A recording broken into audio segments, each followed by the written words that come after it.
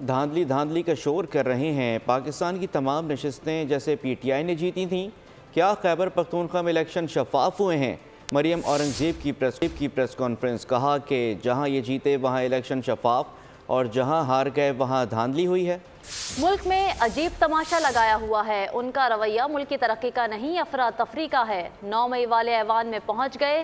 पहले 4 नशिस्तों का शोर हुआ, लेकिन खोदा पहाड़ निकला चूहा। आज भी वही हो रहा है। शोर शराबे और हंगामे के बावजूद हुकूमत अपनी मुद्दत पूरी करेगी।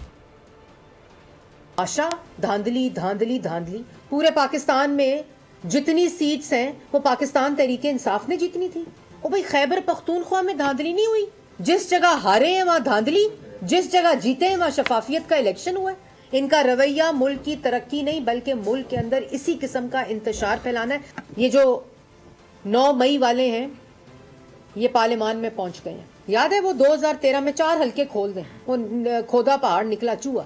इस हंगामा आराई, इस शोर शराबे के बावजूद इंशाल्लाह उसी तरह पूरे का पूरा टेन्योर जो पाकिस्तान की आवाम ने मैंडेट दिया है उस टेन्योर को मुकम्मल करेंगे। मशावरत हो रही है। साइज़ क्या होगा वो तो जाहिर है, उसका तयन वज़ीर आज़म साहब करेंगे, नवाज शरीफ साहब करेंगे, पाकिस्तान मुस्लिम लीग नून की जो कैबिनेट होगी उसका। इसी तरह पंजाब के अंदर भी मशावरत जारी है।